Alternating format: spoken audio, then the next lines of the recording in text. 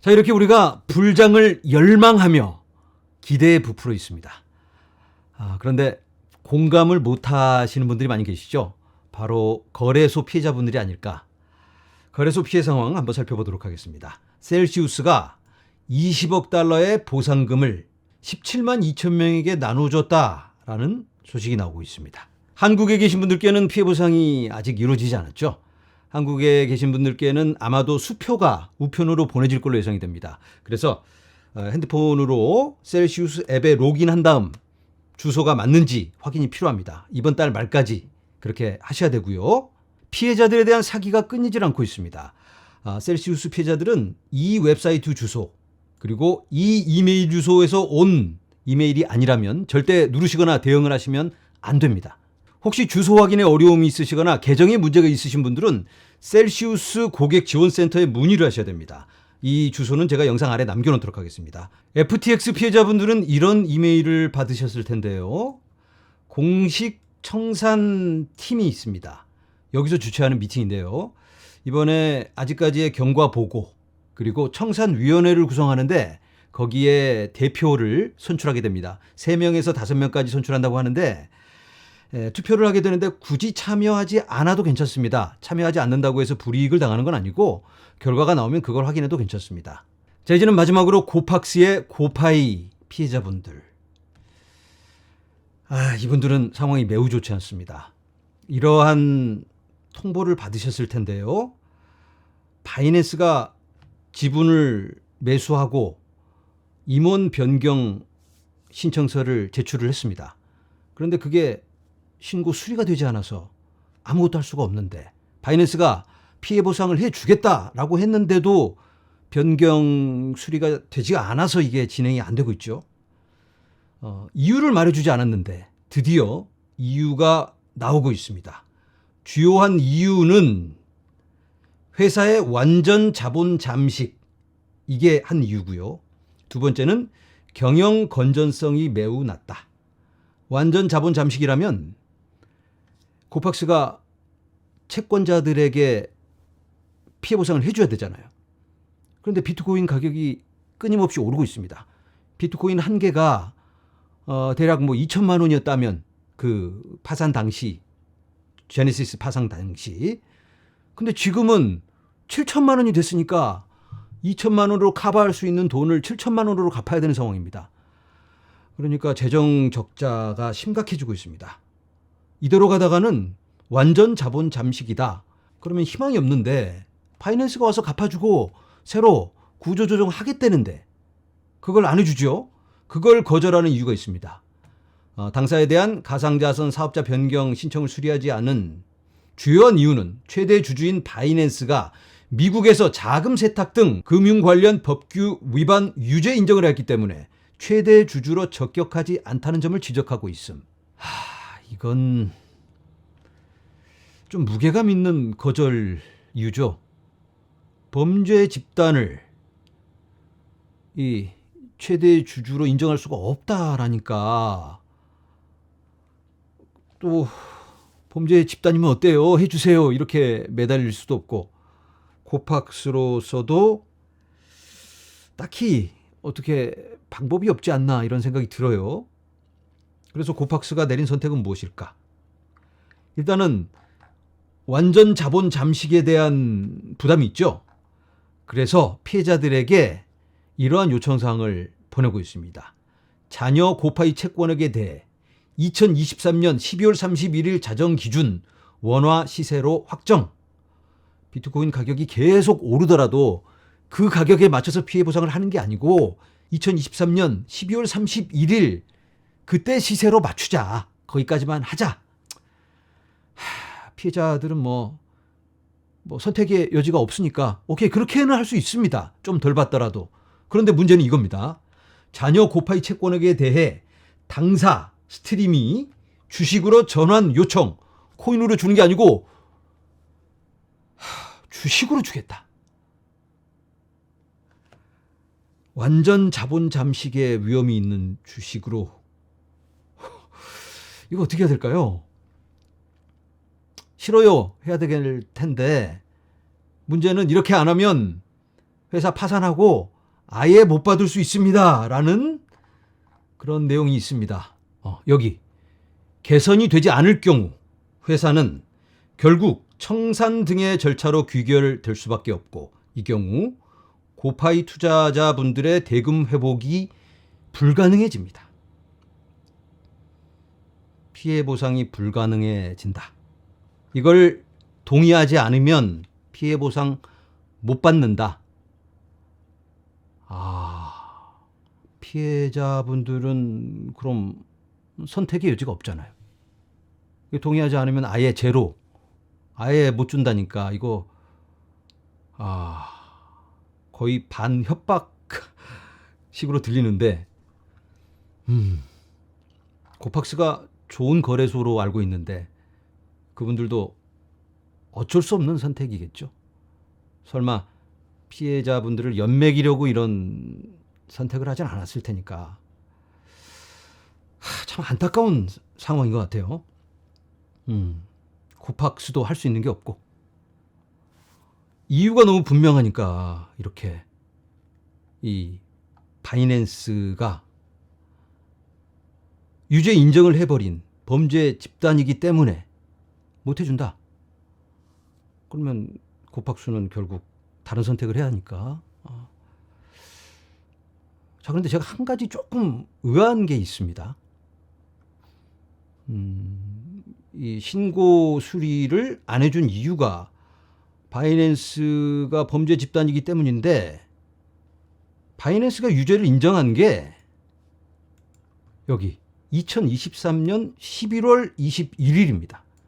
미국 사법부에서 발표를 했습니다. 바이낸스하고 CEO 창펑자오가 결국 유죄를 인정했고, 이제는 법적 조치가 취해진다. 창펑자오한테 벌금이 부과되고 등등 이렇게 발표를 했습니다. 그렇다면 금융정보분석원에서는 어떻게 이걸 미리 알고 1월 달에 수리를 안 해주고 시간을 질질 끌었을까? 바이낸스가 그런 불법적인 이런 사업을 하고 있었다는 걸 미리 알았기 때문에 이놈들 좀 수상하다. 그래서 접수가 된 이 요청을 수리를 안 해주고 시간을 질질 끌다가 이제 드디어 이런 발표를 한 거다. 엄청난 정보력이죠. 금융정보분석원 대단하네. 미국 FBI보다도 더 정보력이 좋습니다. 미리 알고 안 해줬다. 바이낸스. 근데 뭐 대충 이해는 되죠. 우리가 왜 안 해줬는지는. 설마 바이낸스가 이런 불법적인 테러와 연계가 돼 있고 특정 고객한테 세금 안 내도록 해서 뭐 이렇게 지원하게 해줬다, 뭐 그런 걸 미리 알았을 리는 없고, 처음부터 금융정보분석원에서는 바이낸스를 인정해줄 의지가 없었던 거죠. 대부분 다 알고 계실 거예요. 바이낸스의 한국 진출을 막겠다, 그런 의도가 아니었을까. 바이낸스가 한국에 들어와서 또 시장을 장악을 하면 우리들의 거래소들이, 국내 거래소들이 고객 뺏기니까 국내 거래소를 보호하기 위해서 그런 건가? 아니면은 중국계 그런 회사가 들어와서 우리나라 돈을 밖으로 외화 유출이 되는 거니까 그걸 막는 것일까? 어쨌든 뭐 나라를 위해서 그렇게 하는 거잖아요. 그렇죠? 나라에 도움이 되지 않기 때문에 바이낸스를 쳐냈다, 이렇게 볼 수가 있을 것 같은데, 그게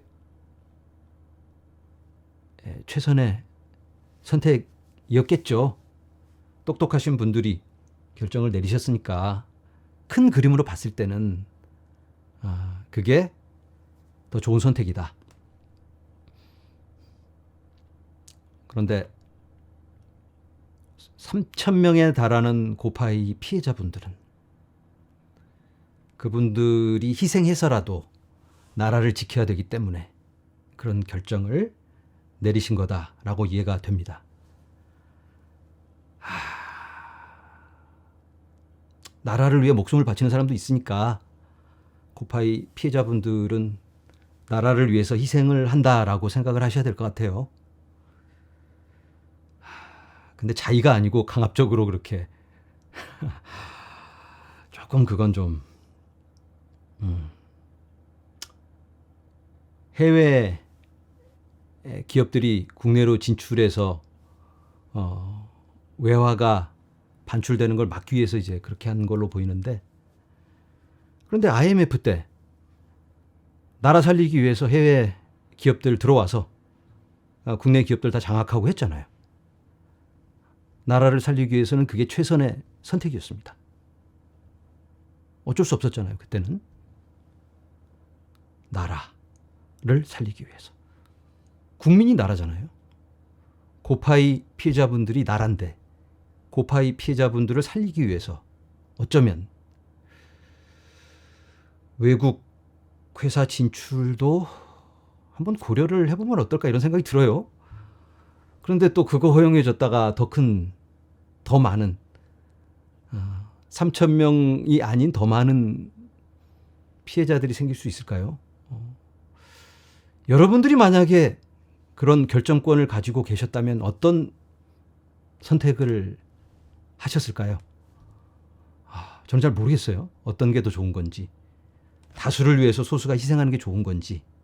물론 이 소수는 매우 힘들겠지만 여러 생각이 교차합니다. 아무쪼록 많은 분들이 피해를 최소화할 수 있도록 그런 현명하고 실질적인 도움과 결정이 있어야지 않을까. 고파이 피해자분들 이렇게 선택이 주어졌는데 이 선택에 대해서도 충분히 납득할 만한 그런 이유로 금융정보분석원이 개입되어 있다면 그분들이 어떤 입장 발표를 한다든가 피해자분들의 편익을 위해서 조금만 노력해 주시면 어떨까 이런 생각도 해봅니다. 아무튼 제가 잘 몰라서 두서없이 이게 아닐까 저게 아닐까 이런 이야기를 해봤는데, 혹시 이 영상을 보시는 분 중에 법조인이 계시면 이 피해자분들이 어떻게 해야 할까 이 상황에서 그런 조언을 좀 주시면 참 감사하겠습니다. 네, 이번 피해 보상 절차를 지켜보면서 셀시우스, FTX, 고파이, 블록파이 등등 참 비합리적이고 공정치 못하다. 결정권자들이 또는 그 당사들이, 거래소들이 피해는 이 피해자들한테 고스란히 떠넘기고 본인들은 피해 나가는 그런 모습들을 자주 확인을 합니다. 우리가 그런 것들을 바꿀 수 있는 힘은 없잖아요. 그래도 저건 옳지 못하다. 저렇게 돼야 할 텐데. 이런 생각은 해볼 수 있지 않을까. 아무쪼록 여러분들도 오늘은 한번 생각을 해보면서 새로운 발전과 변화에 앞서 앞으로는 어마어마한 변화의 시대가 도래할 텐데 거기에 발맞춰가는 결정권자들의 해안과 분별력이 필요하지 않을까 이런 말씀을 드려봅니다. 이번 영상은 여기까지입니다. 여러분 감사합니다.